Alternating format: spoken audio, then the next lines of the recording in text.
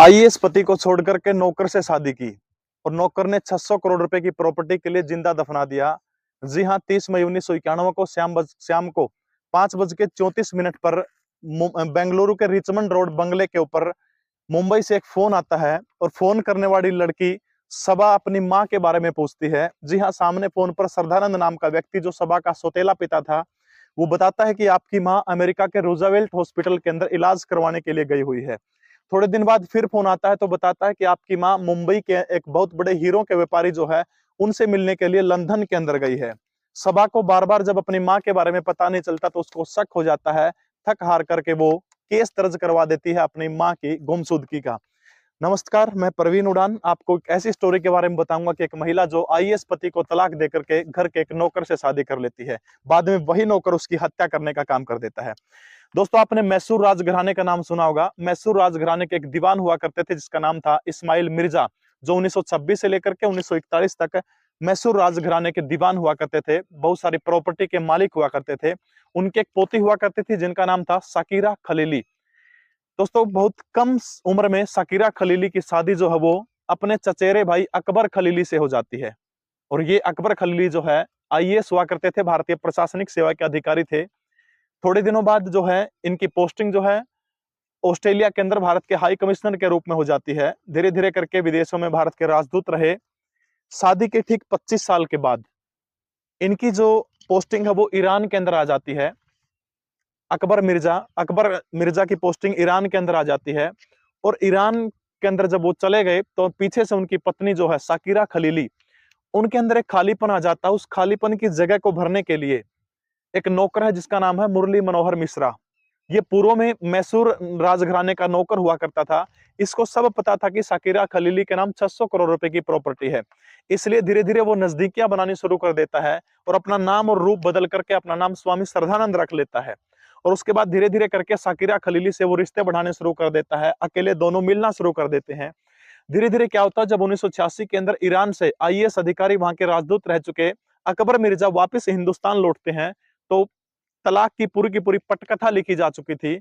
आते ही तलाक के कागजात तैयार थे, हस्ताक्षर करके तलाक हो जाता है। और इस दौरान उनको जो है अकबर और सकीरा के दोनों के जो है 4 बेटियां थी।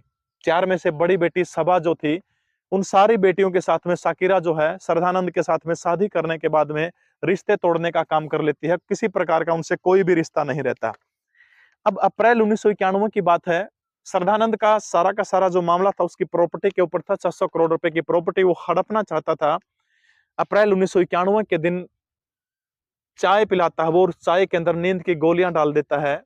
उससे पहले वो एक आंगन के अंदर, घर के आंगन में गड्ढा खुदवाता है और उसी आंगन के अंदर जो है एक बॉक्स पहले से इंतजामात किया हुआ था। उस बॉक्स के अंदर जो है जिंदा सकीरा को, जो जिंदा थी, उसको बॉक्स के अंदर डाल करके गड्ढे के अंदर दफना देता है।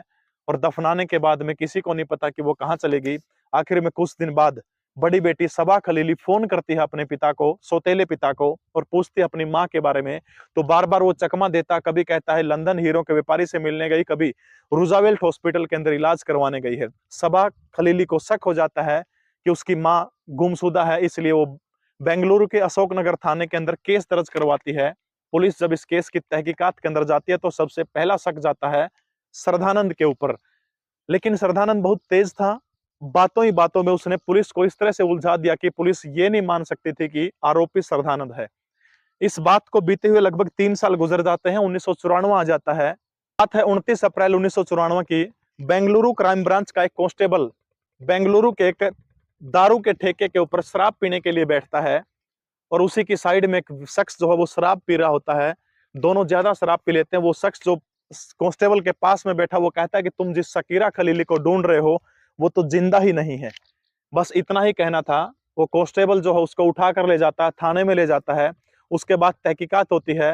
दरअसल वो शख्स श्रद्धानंद का नौकर था और ये वही शख्स था जिसने श्रद्धानंद के लिए एक बॉक्स का इंतजाम किया था, जिस बॉक्स में डाल करके उसने सकीरा को जिंदा दफना दिया था, नींद के नशे में, गोलियों के नशे में।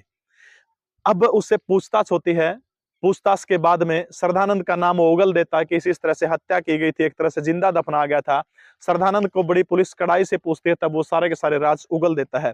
दरअसल ये शख्स जो शराब पी रहा था, उसका नौकर श्रद्धानंद का, इसको शराब पिलानी बेंगलुरु क्राइम ब्रांच के सिपाहियों ने शुरू की थी। धीरे धीरे उसको शराब का आदी बनाते गए और लगभग इसमें 6 महीने निकल जाते हैं। 6 महीने बाद वो फूट जाता है और सारा का चिट्ठा जो है पुलिस के सामने खोल कर रख देता है।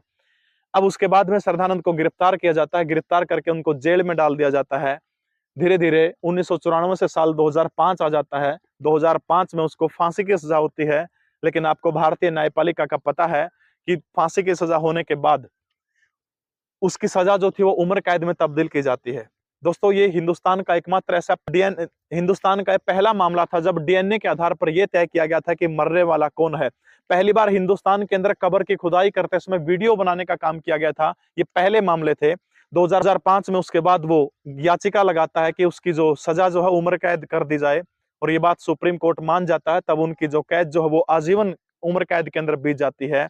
2022 के अंदर 29 साल तक उस जेल के अंदर रहा और 2022 के अंदर उसने गुहार लगाई कि मैं बिना पैरोल के, यानी एक दिन भी मैंने जेल से बाहर का समाज नहीं देखा, 29 साल लगातार जेल में सड़ रहा हूं, मुझे पैरोल दी जाए, मुझे छोड़ दिया जाए, जैसे राजीव गांधी के हत्यारों को छोड़ने का काम किया गया है। लेकिन सुप्रीम कोर्ट ने इस बात को नहीं माना। आज भी 2023 के अंदर जो है श्रद्धानंद जेल के अंदर है। अभी इनके ऊपर एक वेब सीरीज बनी है जिसका नाम है डांसिंग ऑन द ग्रेव। ये दुनिया के 250 मुल्कों के अंदर रिलीज हुई है। दोस्तों, ये सच्ची कहानी आपको कैसी लगी कमेंट जरूर करें। जय हिंद, भारत माता की जय।